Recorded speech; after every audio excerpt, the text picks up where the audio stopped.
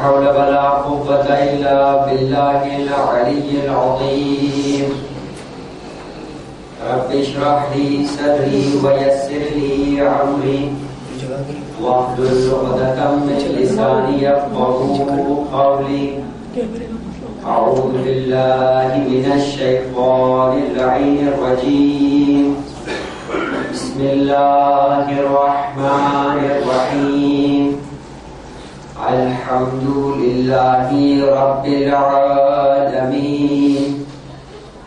وهو أحسن الخالقين والصلاة والسلام على أشرف الأنبياء والمرسلين خاتم النبيين ورحمة للعالمين سيدنا ونبينا ومولانا أبي القاسم محمد.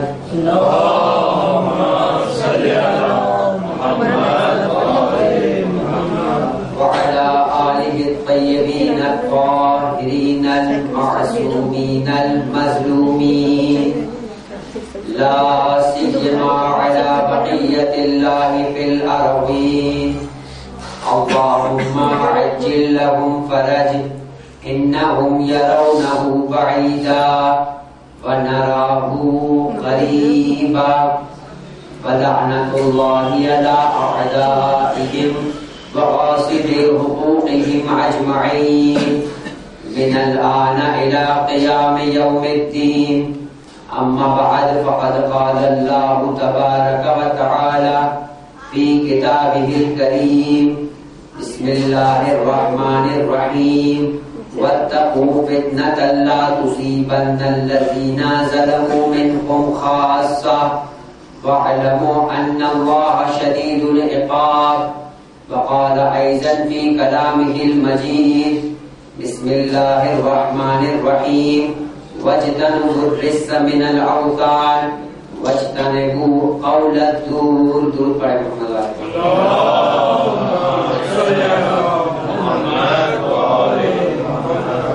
عزیزان محترم، یقیناً آپ لوگوں کے اذہان عالیہ کے اندر آج کا موضوع محفوظ ہوگا کہ اس دور جدید کے اندر کا جو فتنہ ہے موسیقی اور اس کے اثرات. اگر آپ نے اس سے پیشتر کے موضوعات کو بغور سنا ہو اور ان موضوعوں کے اوپر غور کیا ہو تو یقیناً اس بات کو آپ محسوس کر سکتے ہیں کہ جو پچھلے موضوعات جن میرے ساتھیوں نے گفتگو کی وہ موضوعات کہ جن کا زیادہ تر تعلق اخلاقی موضوعات سے تھا. اخلاقی موضوعات کی ایک آسانی ہوا کرتی ہے کہ اس موضوع کو کسی بھی مقام کے اوپر لا کر روکا جا سکتا ہے.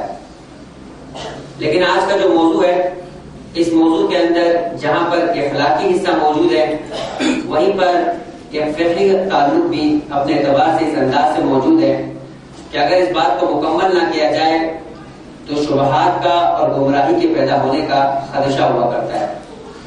جس بنا کے اوپر آج میرے لیے آپ کے سامنے اس مختصر وقت کے اندر اس موضوع کے اوپر گفتگو کرنا ایک مشکل امر ہوگا اور ساتھ ہی اس بات کا بھی آپ لوگوں کو بخوبی اندازہ ہے کہ جس انداز کا موضوع ہے اگر کسی بھی جگہ کے اوپر اس گفتگو کے اندر فقہی مسائل کو بیان کرنا پڑے تو وہاں پر ایک اعتراض یہ پیدا ہو ہی جاتا ہے کہ سمجھ نہیں آ رہا کہ یہ درس ہو رہا ہے یا مجلس ہو رہی ہے. اب یہ بھی ایک بڑی مشکل ہے کہ کئی مقامات پر جب انسان کو گفتگو کرنے کا تجربہ ہوا کرتا ہے تو پھر کچھ افراد یہ کہتے ہوئے نظر آتے ہیں کہ آپ کا انداز جو ہے وہ درس والا ہے. کسی مقام پر کوئی کہتا ہے کہ آپ کا انداز مجلس والا ہے.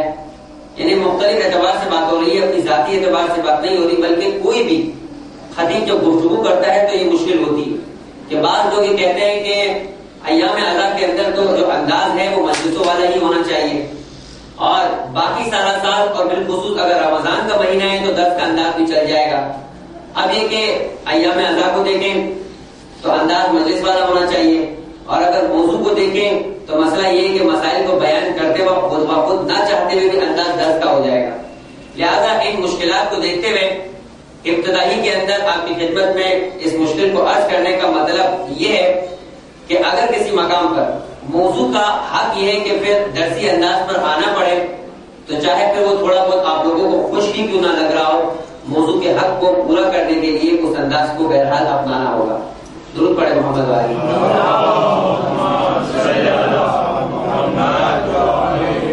عزیزان محترم، سورہ مبارکہ انفال کی 25ویں آیت کو ابتدائے سرنامہ کلام کے اندر جو 2 آیتیں اپنی خدمت میں تلاوت کی گئی، تو پہلی آیت تھی جس کا تعلق سورہ مبارکہ انفال کی 25ویں آیت.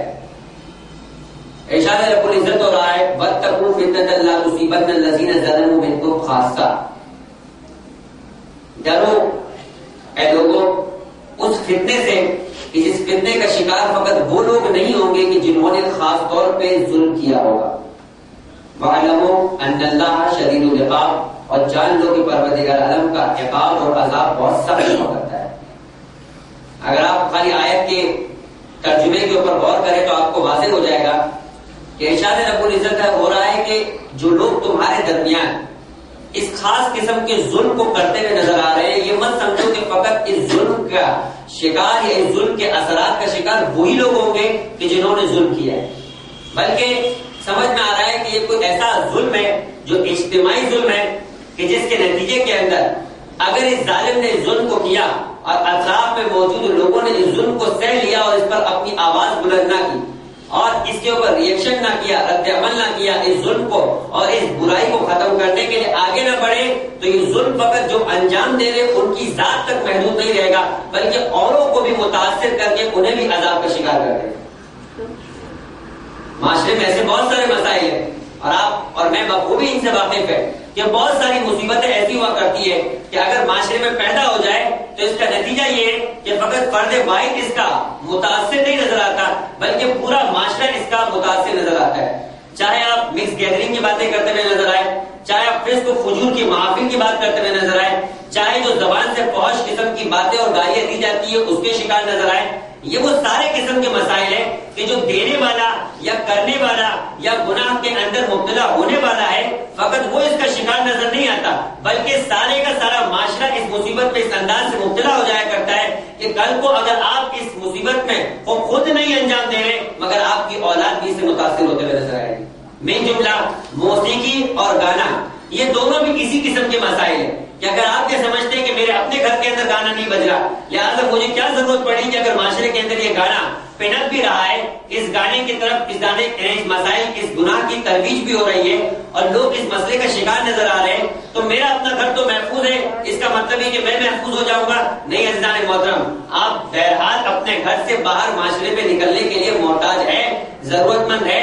آپ کو گھر سے نکل کر اسپتال جانا ہوگا، آپ کو گھر سے نکل کر تعلیمی اداروں اور انسٹیٹیوشن میں جانا ہوگا، آپ کو اپنی آفیسز میں جانا ہوگا، آپ کو پبلک بسز کا استعمال کرنا ہوگا، تو یقیناً آپ اس ظلم کا شکار نظر آئیں گے اور اگر اس ظلم کے خلاف آواز بلند نہ کی یعنی معاشرے کے اندر اس کے مسائل کی طرف توجہ نہ دلائی گئی تو نتیجے کے اندر ہم تمام کے تمام افراد اس گناہ کا شکار نظر آئیں گے اور اپنے آپ کو نہ صحیح تو اپنی اولاد کو اس سے بچا نہیں پائیں گے. تو بس عزیزان محترم، یہ ان ظلموں کے اندر میں سے اور یہ ایسا یعنی ایسی مصیبت ہے کہ جس کے بارے میں پروردگار عالم نے اس انداز سے قرآن مجید میں تذکرہ کیا. انداز بڑا عجیب نظر آتا ہے. سورہ مبارکہ کے اندر سورہ حج آیت نمبر 30 وَاجْتَنِبُوا الرِّجْسَ مِنَ الْأَوْثَانِ، اجتناب کرو، بچو. قرآن کہہ رہا ہے کہ بتوں کی پلیدگی سے. اس بارے میں کسی مسلمان کو تو شک نہیں ہے کہ بت پرستی وہ گناہ ہے کہ کوئی مسلمان اگر اپنے آپ کو مسلمان کہہ رہا ہے تو اس کے لفظ مسلمان کا تقاضا ہے کہ بتوں کے سامنے جھکتا ہوا دکھائی نہیں دے گا. اب پروردگار عالم اس گناہ کے ساتھ بالکل برابر میں فوراً تذکرہ کر رہا ہے وَاجْتَنِبُوا قَوْلَ الزُّورِ، اور گناہ زور کے گناہ سے بھی بچتے ہوئے نظر آؤ، قول زور سے بچتے ہوئے نظر آؤ. یہ قول زور کیا ہے؟ ابو بصیر نے سوال کیا صادق آل محمد امام جعفر صادق علیہ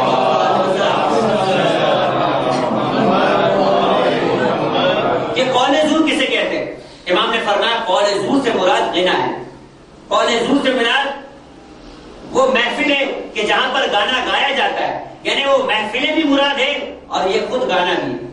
ان دونوں کو قول زور کہا جاتا ہے. اور اگر آج کا کوئی روشن فکر آدمی کہ جسے دلیل چاہیے کہ لفظ زور، کیونکہ یہ ایک بہت بڑا مسئلہ ہے آج کے اس آزاد میڈیا کے دور کے اندر، جہاں ٹی وی کے اوپر پہلے سیاسی مسائل کے اوپر ٹاک شوز ہوا کرتے تھے، اب مذہبی معاملات کے اوپر بھی ٹاک شوز ہوا کرتے ہوئے نظر آتے ہیں. اور سو کولڈ قسم کے وہ افراد کہ جو اپنا تعلق دین سے ظاہر کرتے ہوئے نظر آتے ہیں، بہت سارے قرآن و حدیث کے منابع کے اوپر بحث کرتے ہوئے نظر آتے ہیں، اور ان کا یہ کہنا ہے اور وہ اس انداز سے ثابت کرتے ہوئے نظر آتے ہیں کہ قرآن کے اندر کسی مقام کے اوپر موسیقی اور غنا کی حرمت کے اوپر بحث کرتے ہوئے نظر نہیں آئے، جبکہ غنا تو وہ موضوع ہے کہ اہل تشیع اور اہل سنت دونوں کے درمیان مسلمات میں سے ہے اور ضروریات دین میں سے ہے کہ غنا حرام ہے. اور اللہ کے رسول نے اس غنا کے بارے میں تو یہاں تک فرما دیا کہ بعثت کسر المزامیر، مجھے تو آلات غنا کو توڑنے ہی کے لیے بھیجا گیا.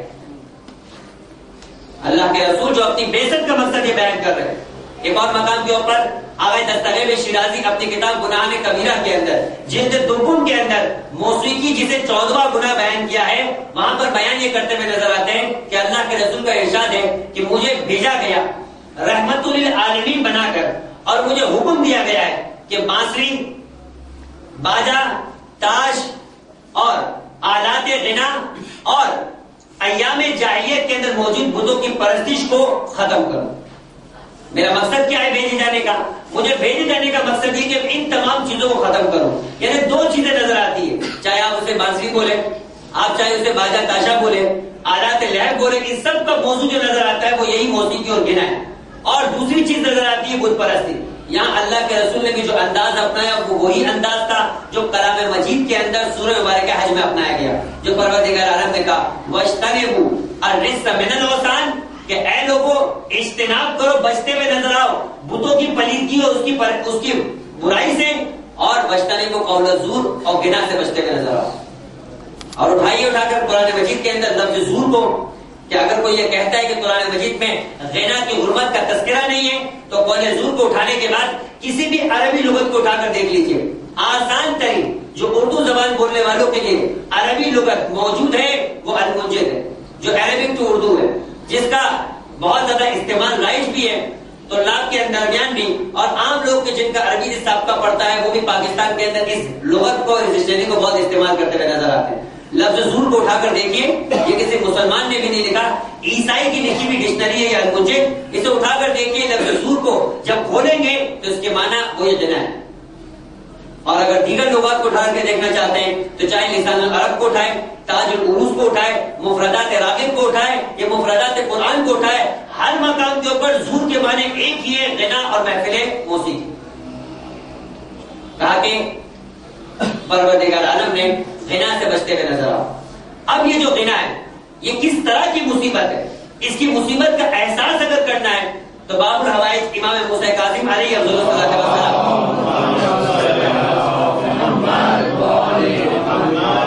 کے دور کی اس کیفیت کو دیکھیے کہ جب ہم اس بات کو سنتے ہیں تو تڑپ جاتے ہیں کہ میرا یہ 7واں امام 14 سال اپنی امامت کے دور کے قید خانے میں گزارتا ہے، تسلسل کے ساتھ نہیں، مختلف بادشاہوں کے دور کے اندر جو 4 مختلف بنو عباس کے بادشاہ کے دور ہے، چاہے وہ مہدی تھا، معتدی تھا یا پھر ہارون رشید تھا، یہ سارے کے ادوار کے اندر امام قید خانے میں نظر آتے ہیں.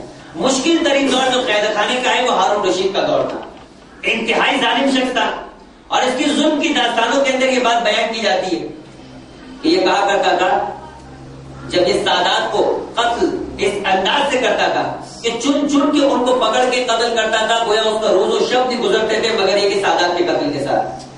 اور جب اسے آل محمد کے چاہنے والے اور سادات نظر نہ آئے تو اس گناؤنی سازش کا مرتکب نظر آتا ہے کہ سڑکوں کے اوپر شہزادی کے ناموں کو لکھواتا ہے تاکہ کوئی تو ہوگا، اگر ماننے والا ہے تو اس پر چلتا ہوا نظر آئے گا تو پیر ضرور ڈگمگائیں گے. اس انداز سے یہ آل محمد کے چاہنے والوں کو پکڑا کرتا ہے. اتنا ظالم شخص ہے. اور اس کا دور ہے بغداد کو عروس البلاد کہا جاتا ہے، یعنی شہروں کی دلہن، وہ عروج ہے شہر بغداد کا.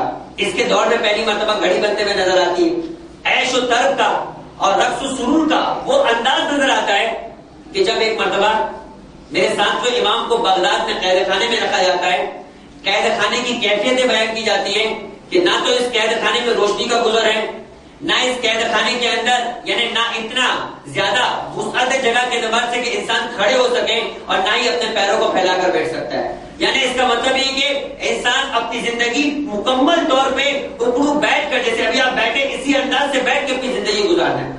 ابھی آپ دیکھیں گے گفتگو کے درمیان آدھے گھنٹے کا وقت نہیں گزرے گا، آپ پہلو بدلتے ہوئے نظر آئیں گے. ہمارے لیے آسان نہیں ہوتا کسی مقام کے اوپر ایک ہی انداز سے بیٹھے، اور اگر کسی شخص کو پوری زندگی اس انداز کی گزارنے کا کہہ دیا جائے تو تصور کیجئے کہ میرا امام کس سخت ترین زندگی کے اندر گزار رہا تھا. اس کے باوجود باب الروائش شیخوں کے جملے تھے کہ پروردگارا تیرا شکر ہے کہ مجھے تو نے تنہائی کا وہ موقع نصیب کیا کہ جہاں میں تیری عبادت کر سکتا ہوں.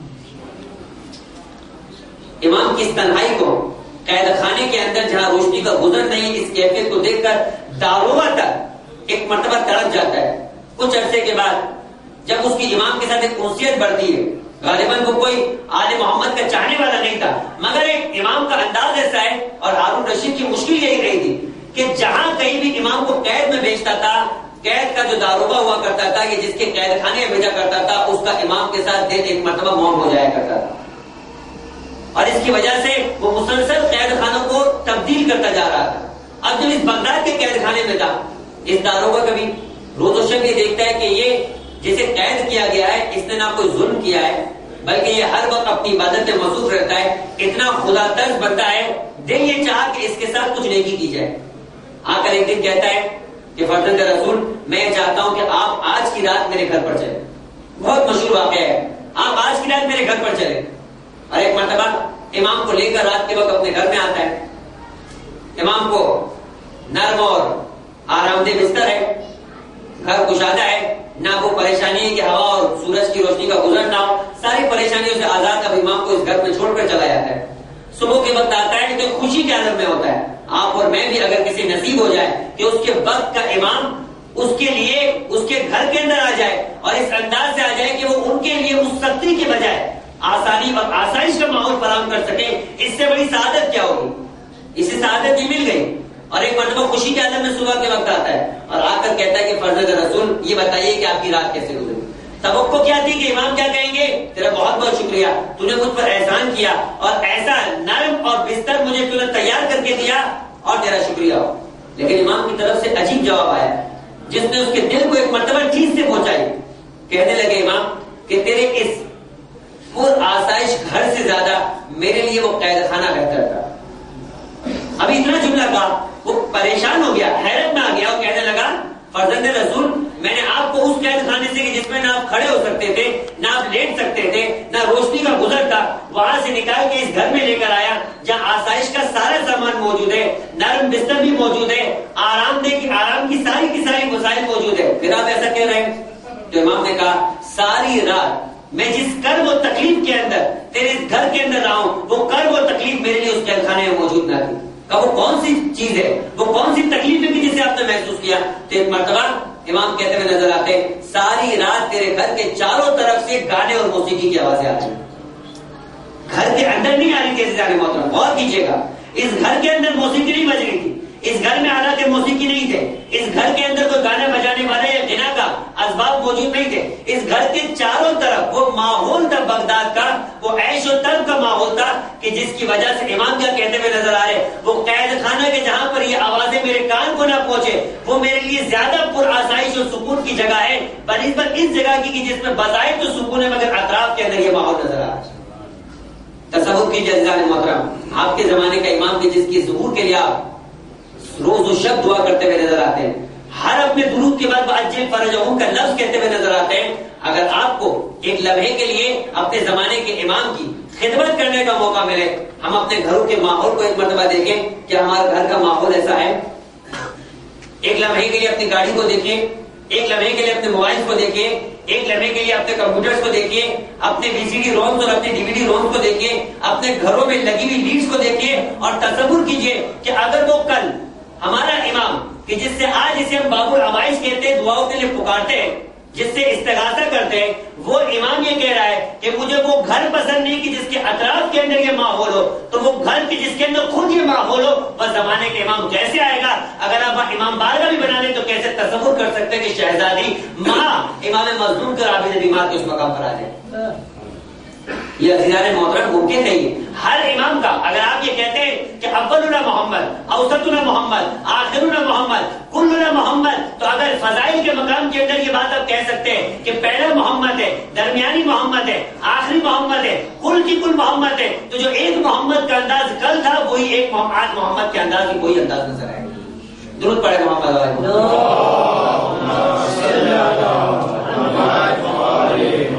عزیزان محترم. یہ ساتویں امام کا پیغام. اور فقط اتنا نہیں ہے، جہاں امام کو موقع ملتا تو میں نے آپ سے کہا وَاتَّقُوا فِتْنَةَ الَّتِي فِتْنَةً لَا تُصِيبَنَّ الَّذِينَ ظَلَمُوا مِنكُمْ خَاصَّةً. بچو اس فتنے سے کہ جس کا شکار فقط ظلم کرنے والا، برائی کرنے والا نہیں ہوگا، بلکہ پورا معاشرہ اس کا شکار نظر آئے گا. پورا معاشرہ. امام اپنی زندگی کے اندر بتا رہے اس تقیے کے دور کے اندر مسلسل امام قید خانے میں.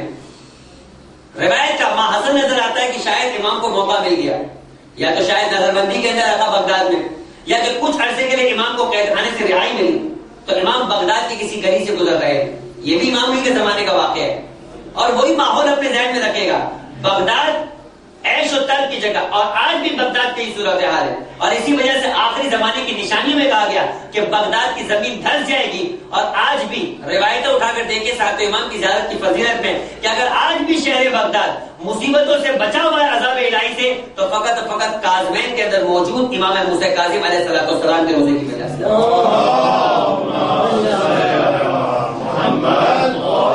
ورنہ آج بھی اگر مومن نہ چلے جائے تو بغداد کی اور کاظمین کے اطراف کی صورتحال آج بھی ایسی ہے کہ کوئی مومن اسے کوئی شریفانہ ماحول نہیں دے سکتا.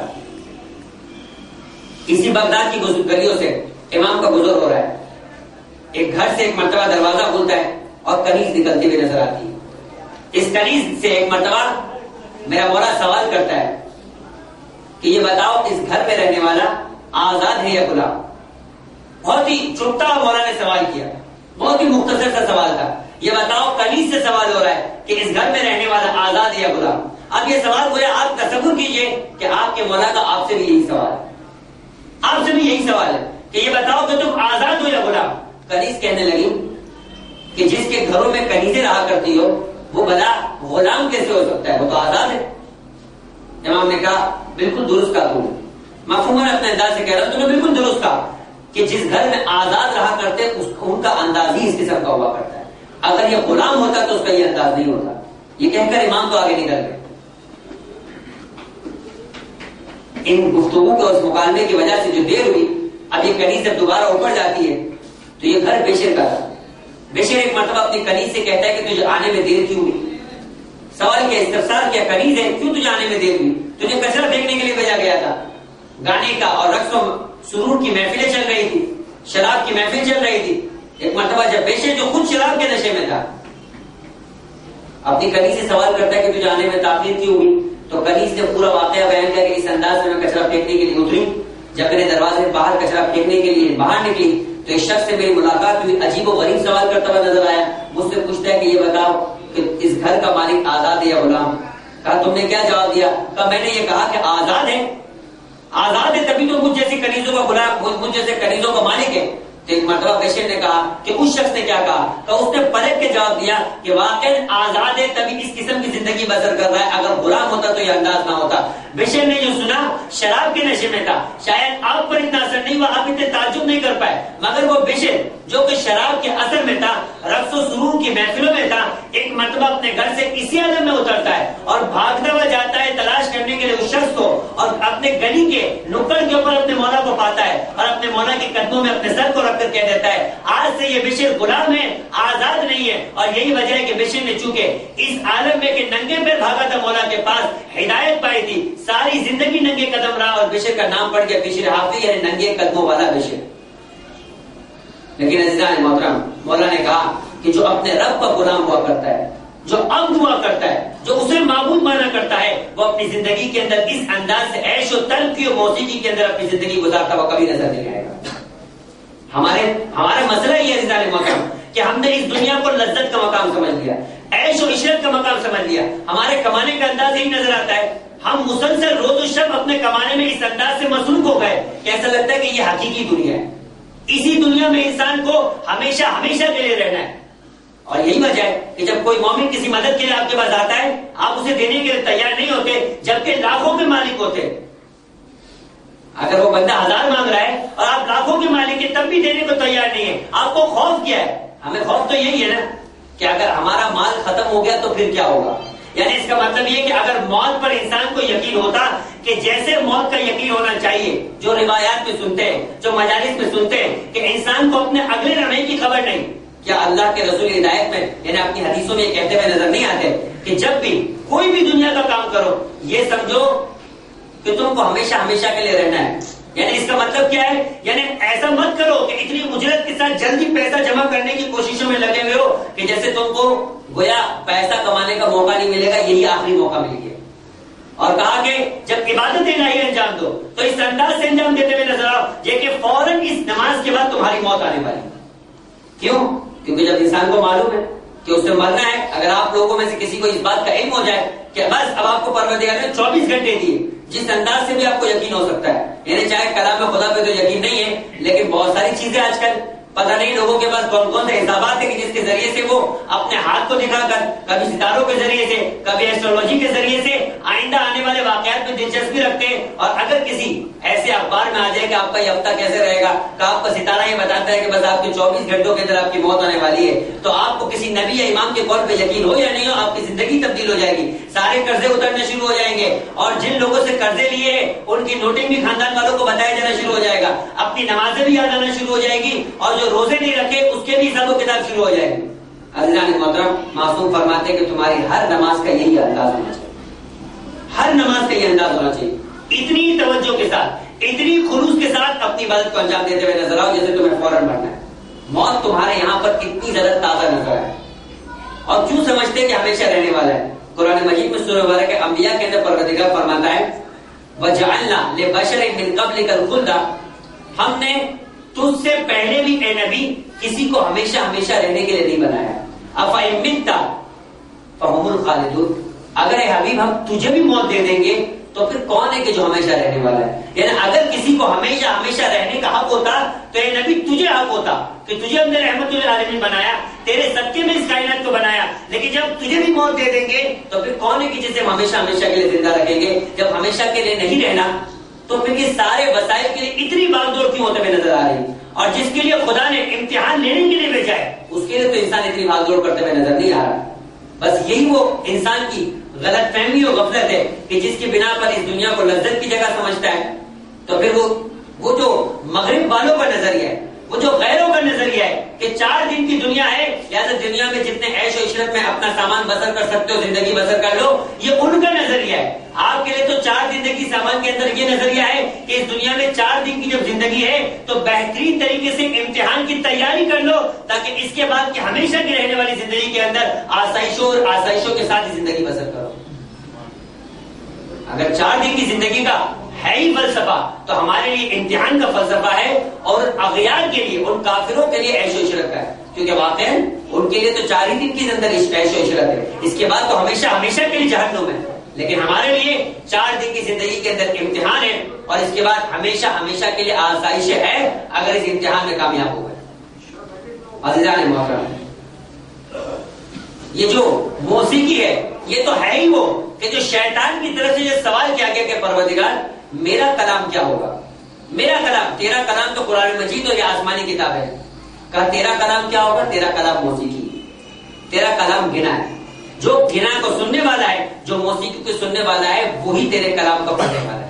یہاں تک کہ کہتے ہیں کہ جب کوئی ان آلات کا استعمال کرتا ہے جنہیں آلات موسیقی کہا جاتا ہے تو شیطان اس کے کندھے پر سوار ہو جاتا ہے، اس کے سینے پر ایڑی مارتا ہے، گویا اسے شاباشی دے رہا ہوتا ہے. اور جسے شیطان شاباشی دے کیسے ممکن ہے کہ پروردگار کی رحمت کا مستحق ہو پائے؟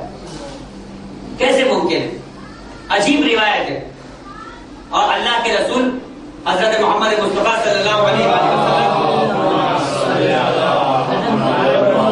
ارشاد فرماتے ہیں ہمارا اور آپ کا آخری سہارا کیا ہے؟ ہمیں معلوم ہے کہ ہمارے اعمال ناقص ہے، ہمیں معلوم ہے کہ ہماری زندگی غفلت والی، ہماری عبادتوں کے اندر وہ خلوص و توجہ نہیں.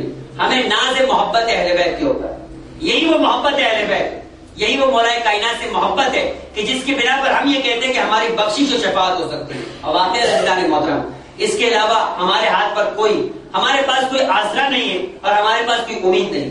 جو کیفیت جو زندگی ہے ہم میں سے ہر ایک اپنی کیفیت جانتا ہے. ہمارے پاس وسیلہ آل محمد کے علاوہ کچھ نہیں, اور یہ عزاداری گویا ہمیں بار بار اپنے دل میں اس محبت کو مزید پیدا کرنے کا ذریعہ ہے. لیکن عزیزان محترم, یہ محبت باقی رہے تب کی بات ہے, یہ محبت باقی رہے تب کی بات ہے.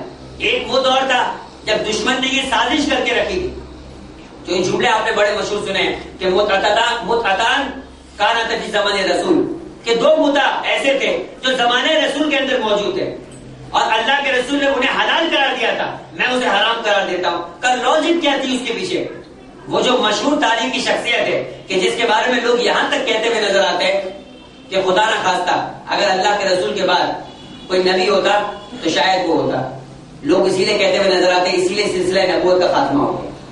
لیکن عزیزان محترم, وہ شخصیت ہے وہ کہتے ہوئے نظر آتی کہ دو متع ایسے تھے کہ جو زمانے رسول کے حلال تھے, میں اسے حرام قرار دیتا. وجہ کیا ہے اس کے پیچھے؟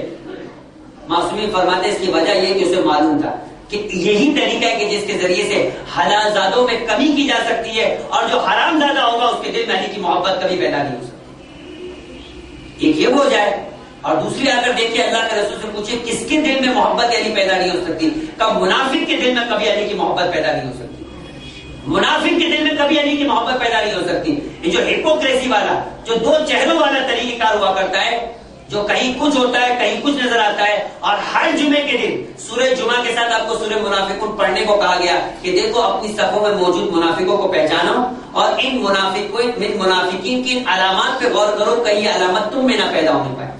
من جملہ ان علامات میں سے ایک علامت کیا ہے؟ امام صادق علیہ افضل الصلاۃ والسلام فرماتے ہیں کہ استماع الغنا ہے واللہو ينبت النفاق في القلب كما ينبت الماء الزرع. بات ہو رہی منافقت کہ منافقت کے ساتھ علی کی محبت دل میں پیدا نہیں ہو سکتی. امام صادق کیا فرماتے ہیں؟ استماع اور غنا ہے, جو گانا سنتا ہے, واللہو اور لہو اور لعب کی موسیقیوں کو سنتا ہوا نظر آتا ہے, یہ اس کے دل میں نفاق کو اسی طریقے سے پیدا کرتا ہے جس طریقے سے پانی زراعت کو پیدا کیا کرتا ہے.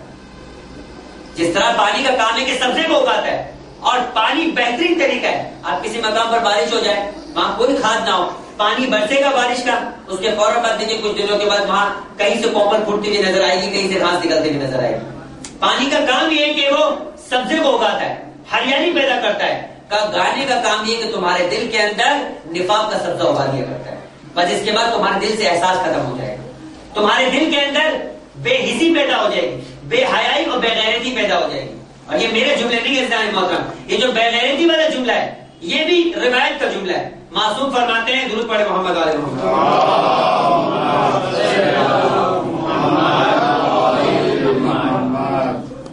عزیزان محترم, اگرچہ کہ بعض اوقات کچھ ایسے الفاظ ہوتے ہیں جو ہمارے معاشرے کے اندر زشت ہیں, لیکن اب تو معاشرہ ایسا ہے کہ کیا کچھ نہیں بول دیا جاتا. عجیب بات ہے کہ ممبر سے نیچے سب کچھ بول دیا جائے, ممبر پہ آنے کے بعد خوف ہو جاتا ہے کہ اگر یہ بات بیان کی تو لوگوں کو ناپسند نہ ہو جائے. لیکن یہ بات وہ ہے کہ جو معصوم نے کہی ہے, لہٰذا مجھے کہنے میں کوئی آر نہیں, میں عیناً الفاظ آپ کے سامنے پیش کرتا ہوں. روایت کیا ہے؟ معصوم فرماتے ہیں کہ من ضرب فی بیتہ بربط 40 یوما, کہ جو کوئی بربط آلات موسیقی, ایک مثال ہے کہ بربط کو 40 دن تک بجاتا ہے.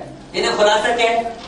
اگر میں بے الفاظ دیگر اپنے الفاظ میں کہوں کہ کسی گھر کے اندر 40 دن تک موسیقی کا ماحول چل رہا ہے, 40 دن کی بات ہو رہی ہے, مطلب 365 دن کی بات نہیں ہو رہی. 2 مہینے 8 دن تک شاید کچھ بند ہو جائے, وہ پرانا دور تھا, تو عاشور تک کچھ بند ہوتا ہے, اس کے بعد سب کچھ چل جاتا ہے.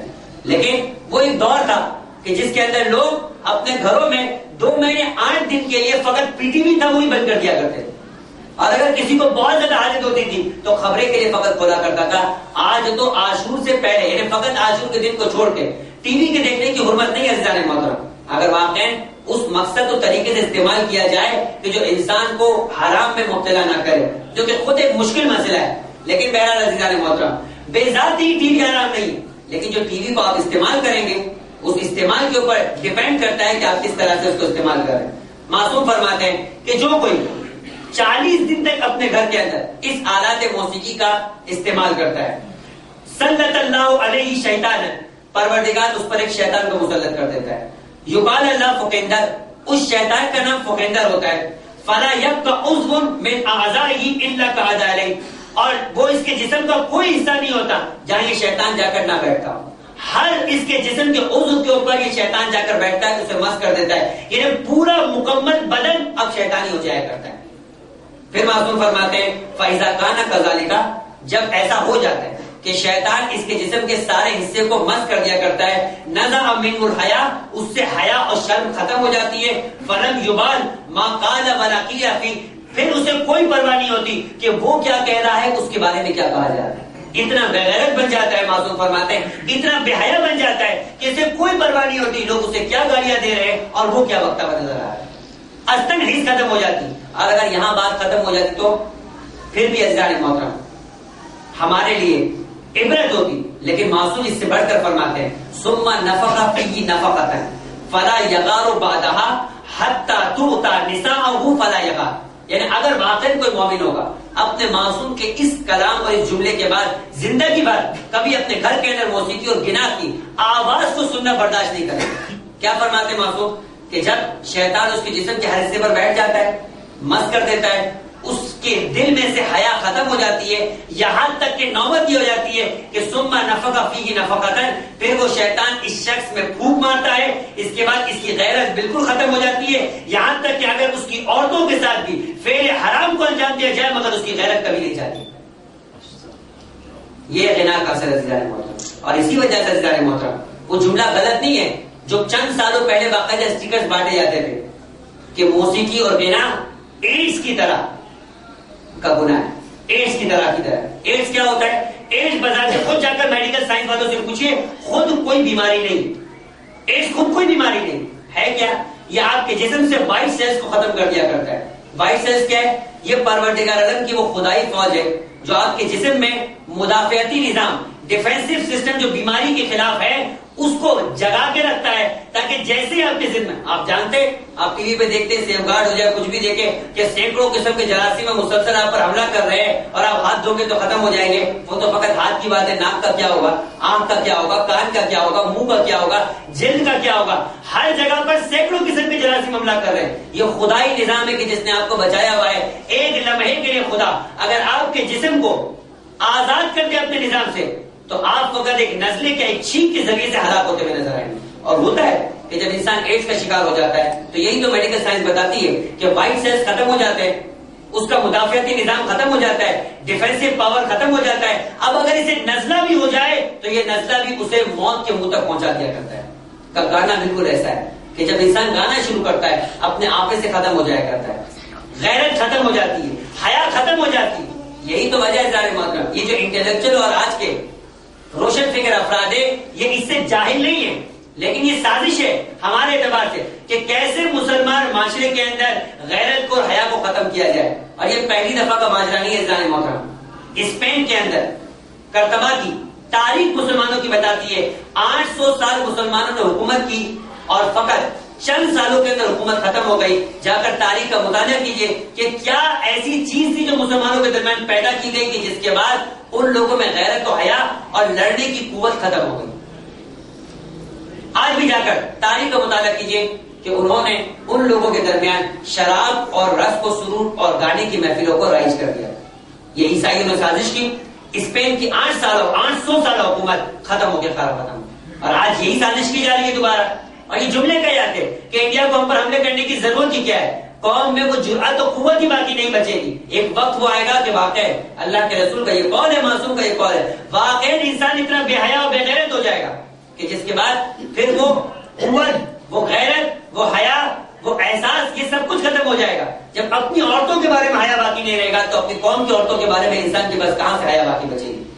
اور عزیزان محترم آخری بات کہ جس کے بعد میں ان مسائل کے اوپر آ جاؤ مختصر اور پھر اپنی گفتگو کو منزل مسائل پہ لے آؤں، کہ میں نے آپ سے کہا کہ انٹلیکچوئل اور یہ روشن فکر افراد اس بات سے ناواقف نہیں۔ یہی وجہ ہے کہ جب شہزادہ چارلس کی شادی ہوئی تھی برطانیہ کے بعد شہزادے کی، تو جا کر دیکھیں کہ انٹرنیٹ کے اوپر یہ معلومات موجود ہے کہ کہا کہ جب ملکہ آئے گی تو اس وقت شراب کے اوپر پابندی ہوگی۔ ملکہ آئے گی تو شراب پہ پابندی کیوں ہوگی بھائی؟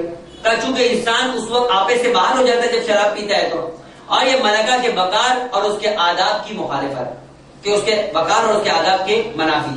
عزیزان محترم ایک لمحے کے لیے غور کیجئے کہ وہ ملکہ برطانیہ جو کچھ بھی بیچتی ہو اس کا وقار اتنا زیادہ ہے کہ اگر وہ کسی محفل میں آ جائے تو شراب پر پابندی لگ جائے، کیونکہ انسان شراب پی کے اپنے آپے سے باہر ہو جاتا ہے تو ایسی حرکتیں کرتا ہے کہ جو ملکہ کی اس محفل کی شان کے خلاف ہو۔ آپ تصور کیجئے، وہ تو ایک ملکہ برطانیہ ہے جس کی حکومت کسی زمانے میں یہ کہتے ہیں کہ جہاں بھی سورج غروب نہیں ہوتا تھا، لیکن واقعی اس پروردگار عالم کی حکومت پر غور کیجئے، کیا واقعی اس خدا کی حکومت بھی آج اتنی ختم ہو گئی ہے کہ آج ایک مومن اپنے گھروں کے اندر، اپنی گاڑیوں میں، اپنے ماحول میں، اپنے موبائل کے اندر گانا بجاتا ہے اور اسے اس بات کا احساس نہیں ہوتا کہ وہ یہ کہتا ہوا نظر آئے کہ پروردگار کے وقار کے خلاف ہے کہ ایک مومن اپنی اس انسانی وقار، اپنی حیا سے محروم ہوتا ہوا نظر آتا ہے۔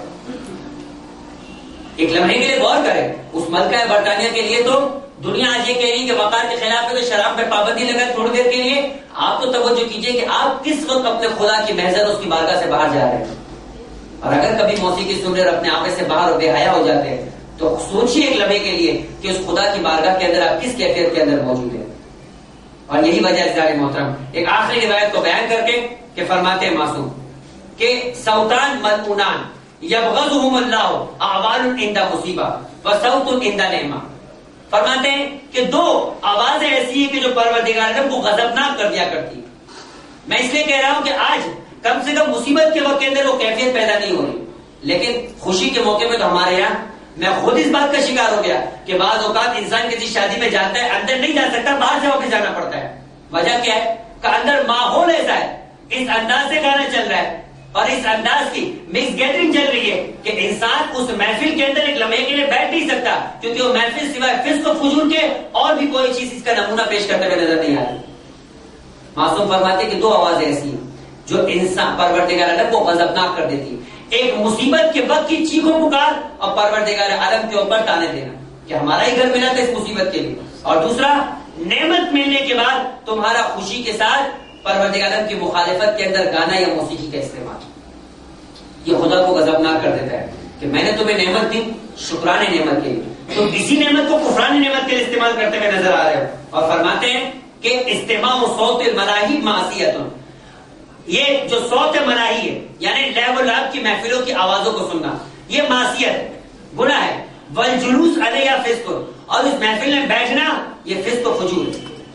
اور فرمایا والتلذذ بها من الکفر، اور اس سے لذت حاصل کرنا یہ کفر ہے۔ بس سننا یہ معصیت ہے، اس محفل میں جا کر بیٹھنا یہ فسق اور فجور ہے، یعنی شخص فاسق ہے، اور اگر کوئی سے لذت حاصل کر رہا ہے تو کافر یہ کفر کی انتہا تک پہنچ گیا۔ عزیزان محترم، روایت تو بہت زیادہ ہے لیکن وقت اتنا نہیں کہ میں ساری روایت آپ کے سامنے پیش کر پاؤں۔ یہ جو انسان کو اس کیفیت کے اندر مبتلا دیکھنے کی وجہ سے معصومین اس انداز سے اپنے کلام کو پیش کرتے ہوئے نظر آ رہے ہیں، اور اس کام کو تشیع فاحشہ کا نام دیا گیا ہے۔ اس سلسلے میں شریعت کے کیا مسائل ہیں، اس میں کافی حد تک اگر میں یہ کہوں کہ اختلاف موجود ہے جس کی بنا کے اوپر بہت زیادہ ڈیٹیل میں سارے مسائل نہیں بیان کیے جا سکتے، لیکن اتنی حد تک کہ کم سے کم توجہ ہو پائے کہ کون سی چیزیں کہ جو شریعت کے اندر حرام، اس لیے کہ خوش الحان یعنی اچھی آواز یہ خراب نہیں شریعت کی نگاہ، یہ تو نعمت ہے، جس طرح حسن پروردگار کی طرف سے نعمت ہے، دولت نعمت ہے، اقتدار اور طاقت نعمت ہے، لیکن اس نعمت کے بعد امتحان یہ کہ انسان اسے معصیت پروردگار عالم میں استعمال نہ کرے، نافرمانی الہی نہ کرے، اطاعت خدا میں خرچ کرتا ہوا نظر آئے۔ بس یہ آواز بھی جو خدا کا دیا ہے، معصوم فرماتے تو پیغمبر اکرم کی حدیث ہے کہ قرآن کو پڑھو اچھی آواز کے اندر، اقرأوا القرآن، قرآن کو پڑھو اور عرب انداز میں اس طرح سے پڑھو کہ خوبصورت تمہاری آواز ہو، اسی انداز سے نعت ہے، حمد ہے، منقبت ہے، نوحہ ہے، یہ ساری چیزیں اچھی آواز سے پڑھنا اس میں حرمت نہیں ہے عزیزان محترم۔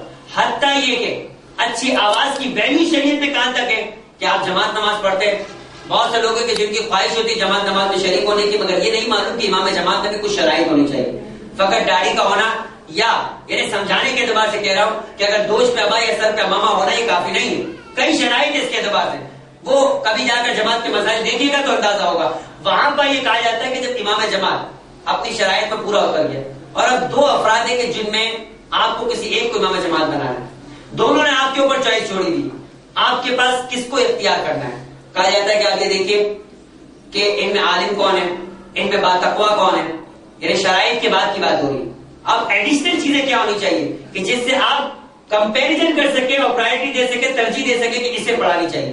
کہا کہ آپ یہ دیکھیں کہ اس میں سے باتقوا کون ہے، اس میں سے دیکھیں کہ قرآن کس کی زیادہ اچھی ہے، اور یہاں کہا گیا آخری ملاپ جا کر کہ یہ دیکھیں کہ کون زیادہ خوبصورت انداز کے اندر پروردگار کے کلام کو پڑھ سکتا ہے.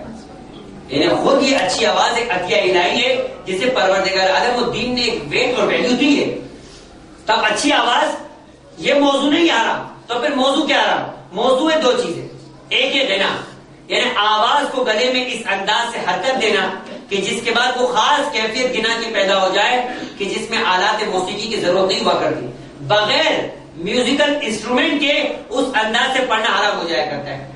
تاریخ کے اعتبار سے بات کریں چاہے وہ تانسین ہو یا آج کے اعتبار سے بات کریں تو اگر فرض کریں نہیں معلوم کہ واقعی ایسی آواز ہے نہیں کیونکہ میں اہل فن تو نہیں ہوں، مثال کے طور پر وہ نصرت فتح علی خان تھا یا وہ نور جہاں تھی یا کوئی بھی ایسے افراد کے جو آج کل کے دور کے مائیکل جیکسن جیسے افراد ہیں جو یہ صلاحیت رکھتے ہیں کہ بغیر میوزیکل انسٹرومنٹ کے بھی اپنے گلے سے ایسی آواز نکال سکتے ہیں کہ جسے غنا کہا جاتا ہے، وہ غنا حرام ہے. اب یہ غنا کی تشخیص کیسے ہوگی؟ آپ یہ کہیں گے مجھے کیسے معلوم چلے گا؟ کہ اس کا جو اسٹینڈرڈ ہے وہ ہے عرف. آپ جا کے اہل عرف سے پوچھیں، دیندار اس سے نہیں پوچھے کیونکہ انہوں نے تو نہیں سنا ہے. وہ تو کسی بھی اچھی آواز کو آج کل تو ہر نوحے کے اندر یہ کہا جاتا ہے بھائی یہ نوحہ جو ہے وہ گانے کی طرح کا ہے. ہر نوحہ یا ہر منقبت کے اندر جیسے ہی تھوڑا سا لگا کہ انداز تھوڑا سا تبدیل ہوتا ہوا نظر آیا رائج طریقے کا وہ کہتے ہیں کہ گانے کی طرح ہے. لیکن کیا ان لوگوں کی بات مانی جائے گی؟ نہیں. عزیزان محترم، شریعت کا مسئلہ یہ بغیر جذباتیت کے، میں خود بھی دیندار لوگوں میں سے ہوں، آپ مجھ سے بھی نہیں پوچھ سکتے کہ آئیے بتائیے کہ یہ آیا ویسی آواز ہے یا نہیں. اور سے جا کر پوچھیے، یعنی وہ لوگ کہ جو اس طرح کی آوازوں کو تشخیص دے سکتے ہیں وہ اگر بتا دے کہ ہاں یہ واقع ایسی آواز ہے تو یہ حرام. اور آغا سیستانی کیا کہتے ہیں؟ یہی نظریہ آغا خامنہئی کا بھی اور آیت اللہ خوئی کا نظریہ تھوڑا سا ڈفرینٹ. آیت اللہ سیستانی اور خامنہئی دونوں کا یہ کہنا ہے کہ اگر کسی جگہ پر کوئی آواز آ رہی چاہے وہ منقبت کی ہو، چاہے وہ نوح کی ہو، چاہے وہ نعت کی ہو، آج کل تو نعت بھی خود ایک موضوع اور ایک عنوان بنتا جا رہا ہے، ایک مشکل بنتے جا رہی ہے. چاہے وہ ہو کہ چاہے ملی نغمے ہو چاہے جنگی ترانے کیوں نہ ہو. یعنی خود یہاں خامنہئی سے سوال کیا گیا کہ اگر جنگی ترانے جو کہ ایرانی ٹی وی کے اوپر یا ایرانی ریڈیو سے سنے جاتے ان کے بارے میں کیا حکم ہے؟ سیم یہی مسئلہ یہی جواب دیا آغا سیستانی کا بھی اور آغا خامنہئی کا بھی. جواب کیا ہے؟ کہا یہ فرمایا کہ اگر یہ ان ماحول سے، اس محفل سے یا اس سیٹنگ سے مناسبت رکھتی ہے کہ جہاں پر جو گانا گایا جاتا ہے بالکل وہی انداز نظر آ رہا ہے، کہ اگر یہ کہا جائے کہ ہاں یہ تو وہی انداز ہے جو گانا گانے والوں کا انداز ہے، تو اس کے بعد چاہے وہ جنگی ترانے ہو حرام ہے، چاہے وہ نوحے حرام ہے، چاہے وہ قرآن کا پڑھا جائے حرام ہے، بلکہ دگنا گناہ ہے کہ اگر اس کلام مجید کو بھی اس انداز سے پڑھا جائے. اور چاہے وہ ملی نغمے ہو یا چاہے وطن کے ترانے کچھ بھی ہو، کہ اگر ان محفلوں سے مناسبت ہے کہ جو گانا گانے والی ہے، جو کنسرٹ میں پڑھی جانے والی ہے، جو ناچ و بے ہنگم قسم کی صورتحال میں. اب یہ خود ایک موضوع ایک پریشانی ہے کہ وہ جو محفل ہے اس کی نشانی کیا ہے. کہ وہ محفل نشانی ایسی ہے کہ جس میں سوائے فاسق و فاجر و گناہ کرنے کے علاوہ کوئی نہیں جاتا. وہ محفل ایسی کہ جس کے اندر انسان کی شہوت ابھرا کرتی ہے. وہ محفل ایسی کہ جس کے اندر انسان اپنے آپوں میں نہیں رہا کرتا. یہ وہ محفلیں ہوا کرتی ہے. اور ہم اور آپ اس قسم کی محفلوں کے اعتبار سے بذات خود شریک نہ ہو مگر سمجھتے ہیں کہ اس طرح کی محفل کی صورتحال کب بنے گی. آپ کہیں گے کہ اگر کسی جگہ پر یہ تشخیص بالکل واضح ہو جائے تو حرام ہے، لیکن اگر نہ ہو پائے تو کیا ہوگا؟ شریعت یہ کہتی ہے کہ اگر مشکوک ہے تو قاعدہ ہلیت کے تحت آپ کے لیے اس کا سننا جائز. اگر کوئی نوحہ ایسا آ گیا، کوئی منقبت ایسی آ گئی کہ آپ تشخیص نہ دے پائے کہ آیا یہ واقعاً اس قسم کی محفل لاو لعب جو کہ فاسد قسم کی محفل ہوتی ہے اس سے مناسبت رکھ رہی نہیں رکھ رہی، اگر آپ یہ تشخیص نہ دے پائے تو آپ کے لیے حلال ہے، آپ کے لیے سننا حلال ہے. اور امام خمینی کا کیا کہنا ہے؟ کہتے ہیں کہ اگر وہ آواز ایسی جو مطرب ہے، جو انسان کو طرب میں لے آئے، جو انسان کے اندر یعنی اس کے ہیجان کو بڑھا دے، تو پھر اس کے بعد وہ سننا حرام ہے. آغا خامنہئی کہتے ہیں مطرب ہے تو بھی حرام ہے، اور اگر اس محفل سے مناسبت رکھتی تب بھی حرام ہے.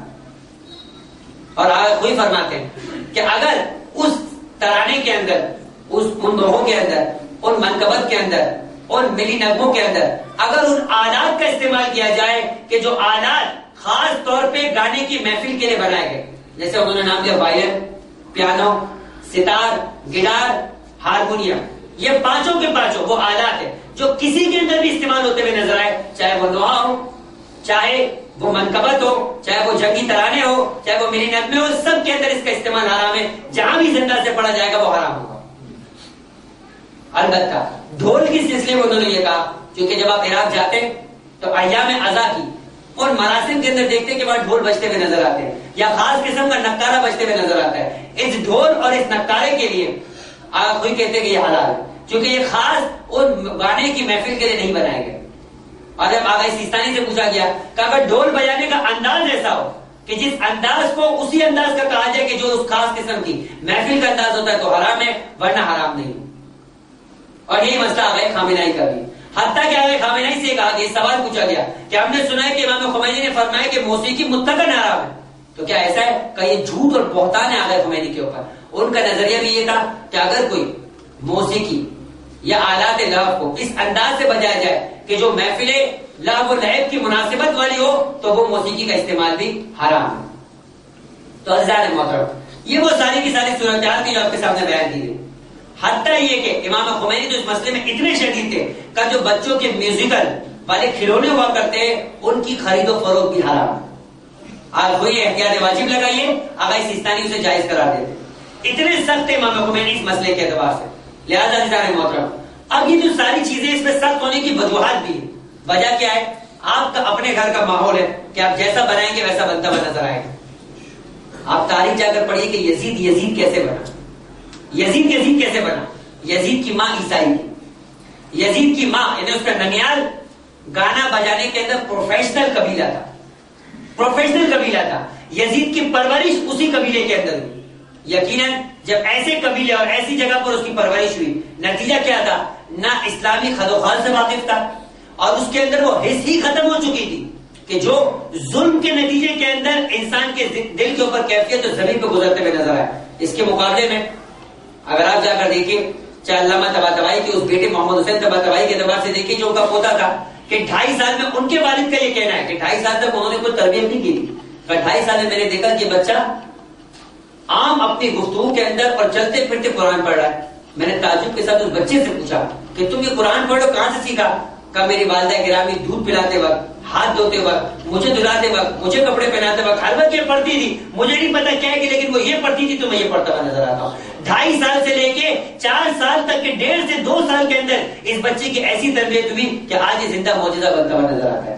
علامہ ہلی کا واقعہ دیکھیں کہ ان کے بچے کی جب رسم خون ہو رہی تھی پہلی بسم اللہ پڑھائی جا رہی تھی. آیا وہ معلم جو قرآن پڑھانے والا تھا بسم اللہ الرحمن الرحیم پڑھنے کو بولا تو بچے نے پوری کی پوری سورہ بقرہ سنا دی. حیرت کیا کیا کہ بولتے کہ تمہیں تو بسم اللہ پڑھانے کی عمر نہیں ہے اور تم یہ پورا سورہ بقرہ سنا دیا. کہاں سے؟ کہ میری ماں جب مجھے دودھ پلاتی تھی تو یہی پڑھا کرتی تھی. عزیزان محترم ماحول اگر وہ ہوگا تو یزید بنتا ہوا نظر آئے گا. ماحول اگر یہ ہوگا تو علامہ ہلی کے بیٹے محمد حسین طباطبائی بنتے ہوئے نظر آئیں گے. ابھی ہم پر ہے کہ ہم نے ماحول کیسا بنا. حتیٰ یہ کہ فضا جو کہ کنیز زہرا تھی 20 سال تک قرآن سے کلام کرتے ہوئے نظر آتی, اسے متکلمہ بالقرآن کہا گیا. تو یہ شہزادی کونین کے گھر کا معجزہ تھا کہ جس نے اٹھتے بیٹھتے اگر قرآن کو سناؤ, قرآن کی حدیث کے متعلق تفاسیر کو سناؤ تو وہ فضا جسے سکھایا نہیں گیا مگر اس ماحول کے نتیجے کے اندر اپنا تمام کلام 20 سال تک کی زندگی کے اندر قرآن سے کرتے ہوئے نظر آتی. عزیزان محترم اگر واقعی ہم ایسا ماحول اپنے گھر بنائیں گے تو ہمارے گھر کے اندر اسی انداز سے برکتیں ہوتے ہوئے نظر آئے گی کہ جن برکتوں کا مستحق ہر اہل بیت کے چاہنے والے کا گھرانہ ہونا چاہیے. اور یقیناً ہماری عزاداری ہمارے اندر ہر بار اس جوش کو پیدا کرتی ہے کہ ہم مولا آقا ہم گنہگار ہیں لیکن تیری بارگاہ میں حاضر ہو گئے. سید سجاد اپنے بابا کا غم مناتے تھے اور ان کا انداز یہی تھا کہ زہری نے آ کر ان سے یہ کہا کہ مولا میرے گھر میں میرے بیٹے کی شادی ہے, میرے گھر میں میرے بیٹے کی شادی ہے اور میری خواہش ہے کہ آپ میرے گھر میں آئے. تو ایک مرتبہ امام نے کہا کہ کربلا کے واقعے کے بعد ہم نے کسی بھی خوشی کی محفل میں جانے کو ترک کر دیا, اب ہم کسی خوشی کی محفل میں نہیں جاتے. زہری نے ایک مرتبہ کہا کہ مولا پھر کیا طریقہ ہو, کیا انداز ہو کہ آپ کو اپنے گھر میں بلایا جائے. تو ایک مرتبہ پلٹ کے سید الساجدین نے کہا ہاں اگر تمہارے گھر میں میرے بابا کا تذکرہ ہوگا تو میں ضرور وہاں پر آؤں گا. یعنی سید سجاد بتاتے ہیں کہ جس گھر میں بھی جس مقام پر بھی میرے بابا کا تذکرہ ہوگا وہاں ہمیں بلانے کی ضرورت نہیں ہے, ہم خود آتے ہوئے نظر آئیں گے. اور کیا فقط سید سجاد آتے ہوئے نظر آتے نہیں عزیزان محترم, ارے وہ بیوی بھی آتے ہوئے نظر آتی ہے کہ جس کا سارا گھرانہ کربلا کے اندر قربان ہوتا ہوا نظر آیا. اور اور جو اپنی جھولیوں کو پھیلا کر اپنے بیٹے پر گریہ کرنے والوں کے لیے دعا کرتے ہوئے نظر آتی ہے. ہاں ارے وہ شہزادی کونین ہے. سید سجاد ہی خود راوی ہے, کہتے کہ ایک مرتبہ زہری نے اپنے گھر کے اندر مصائب کی محفل کو رکھا, مصائب اور رضا کو رکھا. سید سجاد کو بلانے کے لیے آیا, معلوم ہوا کہ سید سجاد گھر سے نکل چکے. جب پہنچا دوبارہ اپنے گھر میں, سید سجاد کے سامنے ہاتھ کو جوڑ کر کہنے لگا, ارے سید سجاد, فرزند رسول میں تو خود آپ کو لینے گیا تھا, آپ کیوں خود سے آ گئے؟ کہا کہ زہری ہم نے تجھ سے کہا تھا جہاں ہمارے بابا کا تذکرہ ہوا کرتا ہے وہاں ہمیں بلانے کی ضرورت نہیں ہوتی, ہم خود چل کر آیا کرتے ہیں. بس ایک مرتبہ ذاکر نے تذکرہ کرنا شروع کیا کربلا والوں کا. ارے ایک مرتبہ علی اکبر کا تذکرہ تھا. ارے سید سجاد نے اپنے بھائی کا تذکرے کو سنا, وہ گریہ ہوا, وہ ماتم ہوا کہ جب ایک مرتبہ مصائب کا سلسلہ اپنے اختتام کو پہنچا, زہری چلا سید سجاد کو لینے کے لیے. سید سجاد کو ممبر کے پاس بٹھایا تھا مگر سید سجاد نظر نہ آئے, پریشان ہوا. اب جو تلاش کرتے کرتے گیا, بس سنو گے عزیزو, ارے عزادارو سنو گے تو گریہ کرو گے اور ماتم کرو گے. ایک مرتبہ دیکھا جہاں آنے والوں کی جوتیاں پڑی تھی تو میرا مولا آتشی کے عالم میں تھا, ارے بے ہوش پڑا تھا. ایک مرتبہ سید سجاد کو پانی کے چھینٹوں سے بیدار کیا گیا. ہاں میں کہوں گا سید سجاد سے یہ کربلا نہیں ہے, یہاں پانی موجود ہے, ورنہ اسی پانی کو دیکھ کر آپ اپنے بابا کی پیاس یاد کرتے تھے. ارے مدینے کے جانوروں کو ذبح کیا جاتا ہے تو پانی دیا جاتا ہے, مگر بابا آپ کو تو گوشت بندوں سے بھی کم تر جانا گیا, بغیر پانی کے ذبح کر دیا گیا. بس ایک مرتبہ جب سید سجاد بیدار ہوئے تو ایک مرتبہ زہری نے کہا اپنے آقا و مولا سے ہاتھ کو جوڑ کر, آپ کو میں نے ممبر کے پاس بٹھایا تھا, آپ کے شایان شان نہیں, آپ اس مقام پر آ کر بیٹھ گئے. بس سنو گے عزیزو, ارے عزادارو سید سجاد نے کیا کہا, ارے زہری جو میں نے دیکھا ہے اگر تو نے دیکھا ہوتا تو یہ سوال نہ کرتا. جب ذاکر نے میرے بھائی علی اکبر کی مصیبت کا تذکرہ کیا, میں نے دیکھا کہ آسمان سے میری دادی آئی ہے اور آنے کے بعد اسی مقام پر زیادہ داروں کی جوتیاں ہیں, بیٹھ کر اپنی جھولی کو پھیلا کر خدا سے دعا کرتی ہے, اے بارے الہ میرے بیٹے کے غم میں گریہ کرنے والوں کو محفوظ کرنا. بس مجھ سے نہ رہا گیا, میں بھی اسی مقام پر آ گیا اور انہی مصائب کو سنتے ہوئے گئے. فلا ورحمة الله على قوم الظالمين وسيعلمون الذين ظلموا أي منقلب ينقلبون. بار الہ تجھے واسطہ محمد والے محمد کا ہمارے اس کلیم سے توسل کو اپنی بات ہم قبول فرما, ہمارے گناہ صغیر و کبیرہ کو معاف فرما, ہمارے مرحومین کے گناہ صغیر و کبیرہ کو معاف فرما, ہمارے جوار معصومین میں اعلیٰ علین میں جگہ عطا فرما. پروردگار تجھے واسطہ محمد والے محمد کا آل محمد نے جن عظیم تعلیمات کو ہم تک پہنچانے کے لیے اپنی قربانیوں کو پیش کیا, پروردگار ان تعلیمات کو حاصل کر کے اس پر عمل کرنے کی توفیق عطا فرما. پروردگار تجھے واسطہ محمد والے محمد کا ان تعلیمات کو ان کے ذریعے, اپنی تعلیمات کے ذریعے اپنی اولاد کی اور اپنے معاشرے کی اصلاح و تربیت کرنے کی توفیق عطا فرما. پروردگار تجھے واسطہ محمد والے محمد کا آل محمد کے چاہنے والے دنیا اور جہاں میں جہاں کہیں آباد ہے اور عزاداری مصروف ہے, پروردگار ان کی جان مال اور عزت کی حفاظت فرما. جو بیمار ہے شفا کلی عاجلہ کاملہ عطا فرما, جو بے روزگار ہے رزق حلال عطا فرما, جو صاحبان روزگار ان کے رزق حلال وسعت و برکت عطا فرما. پروردگار تجھے واسطہ محمد والے محمد کا کربلا والوں کا انتقام دینے کے لیے, پرچم اسلام کی سربلندی کے لیے, ہماری مشکلات کی آسانی کے لیے اپنی آخری اجرت امام اشرف الزمان کے ظہور میں تعریف فرما, ورنہ ان کے آوان و انصار میں شمار فرما, ان کے دل کو ہم سے راضی و خوشنود فرما. فتقبل منا انک انت السمیع العلیم وتب علینا انک